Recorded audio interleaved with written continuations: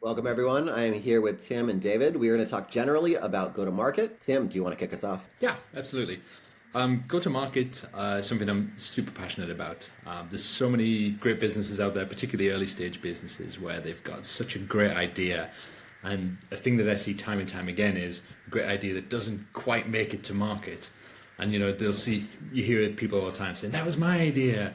But the differentiator is quite often, did you get it in front of the right people? Did you show them the value? Did you show them something that they actually wanted to buy? And particularly in kind of the early stages of a business, I'm super passionate about trying to help businesses think about how can they go to market without giving all of their money to a social media platform or giving all of their money to Google. Trying to reverse engineer instead of like, how can I find my customers? How can my customers find me? Like, where are my customers hanging out? What are they buying? Who are they working with? Which organizations are they engaging with? How can I partner with those to be cool through association, to raise my profile, to get in front of an active audience of, say, 100,000 people who I know want and need my product, rather than going, hey, I'm going to pay for clicks. Pay for clicks and that kind of thing obviously has a key role to play in kind of getting those early customers. And I would say don't discount that. I'm not trying to discredit that approach at all. I'm saying, what can you do to make the best use of your time to reach the maximum amount of people, have the biggest impact? Whether it's partnering with someone who's got your customers, whether it's building something that makes your customers come to you and find you, whether it's giving them something for free or building something for free, which adds value, which then allows you to upsell, what your main kind of product and value proposition is. Just trying to help people change their thought process about what go-to-market actually is, rather than the standard, okay, let's do Facebook ads, let's do Google ads. Do that, but try and be smart. Minimum effort, maximum impact. I love it. I love it. David, what are your thoughts? So go to market can mean a lot of things, to a lot of people, and it's the broad way that we are going to create revenue. One of the challenges that I see in go to market motions right now is that win rates are down, sales cycles are longer, and it's harder to book net new meetings. So if you think about that conundrum, it's how do we get more either at the top of the funnel, or how do we do more with what enters the funnel? And I'm the guy that will argue that you need to do more with what enters the funnel. And to me, what that means is running better deals and being able to find gaps inside your deals through proper deal management. If you think about the layers of often, people going to market from a sales lens, they have a process they're following. They've been trained to follow the process, but they don't often have a way to see where they've missed things in that process and in that training that they're following. And to me, that's that third layer of deal management. And most people don't have good deal management protocols on how to inspect every deal through the building blocks and pillars of it. I use a framework called MEDIC for that. You can use another framework called BANT for inbound for that. But regardless, whatever you want to use, in my opinion, you need to be inspecting every deal, understanding where you have areas of risk, and working to de-risk those areas to then improve your win rates. And by that, essentially being way more thoughtful about how you are running your sales processes and spending a lot more time inside the deals that you get into the funnel to improve, win rates with it. And if I'm going to add one more thing on that, the two main areas, when I coach people on deals, when I inspect deals, and I do hundreds of them a quarter, it's normally two main areas that are right now, like in 2024 going into 2025, that people are failing. It's that they aren't good business people.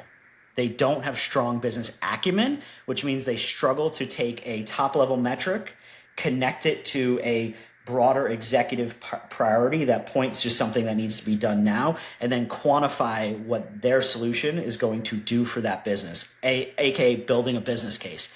They struggle at that. And they struggle at having an executive conversation around how that can improve that company's outcomes that they're looking for.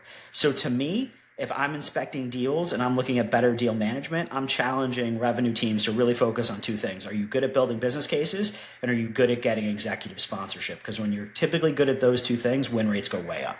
I love it. I love it. I love both of these things. You guys covered two different elements, right? Top of funnel, who is your ICP? Like what Tim's talking about, like where do you find these people? A lot of people, they're just like, let me just post on social media, whether it's organic or paid, let me just post, right? And you have, in organic, you have limited ability of people that you can reach, and you need to start tweaking your hooks, and you got to start building, and that's going to take a lot of time, right? It's going to take a lot of time if you go this organic route, and organic is efficient and good, but it's going to take a lot of time if you go through this organic route. It's going to take a lot of money if you go this paid route, but we do want people to go and find where are your people, where's your ICP digitally and physically that you can go. If you can go to conferences, if you can go to cafes, like depending on who you're is, and what's your price point, math out. If you're doing a $20 or a $50 product versus a $50,000 or a $100,000 or a $300,000 product, you have to have a different strategy for that, because you can do a more manual thing, go to a conference, go to a cafe, meet somebody there, and do a big deal size. But if you're doing a $20, $50, or $200 product, you're gonna have to do something more online, but you don't want to get stuck in this organic thing where you're posting on a LinkedIn, on a Facebook, on an Instagram, whatever, or on TikTok, and getting you're fighting with the attention of everyone else who's fighting for that little bit of space. You might get a thousand impressions. Maybe you get 10,000, 20,000 impressions. But are you going to be able to get that repeat over and over? Because virality is not repeatable like investors are going to want, like you're going to want over your growth. So virality is something you do not want.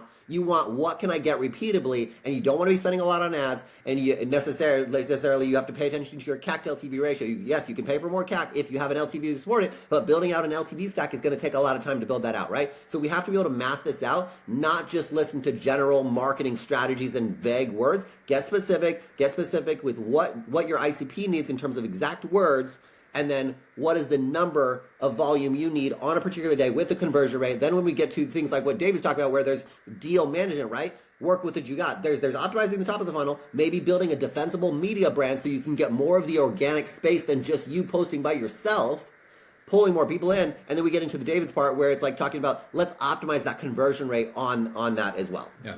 I'm glad we covered different ends there, David, because we didn't compare notes pre-discussion. But I think that was perfect. But on your end of things, I think it's really vital to consider what that approach is, and what are those metrics you're looking at. What are the metrics that are going to make a difference? You're right. It's all fine and well pushing people in the funnel, but what the hell are you going to do with them when they're there? You don't want to lose them. You don't want to waste them, especially if they're good prospects. So that side of it is super important. Yeah, and that's how you avoid burning your TAM or your SAM or your SOM, depending on how far you've penetrated into those elements. So you need to convert, in my opinion, at a very high rate to maximize long-term revenue potential inside of those categories.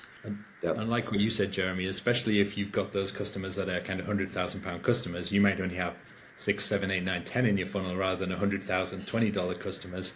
And then all of a sudden your conversion rate becomes super important because there's not as many of those customers kicking about, right? Yep.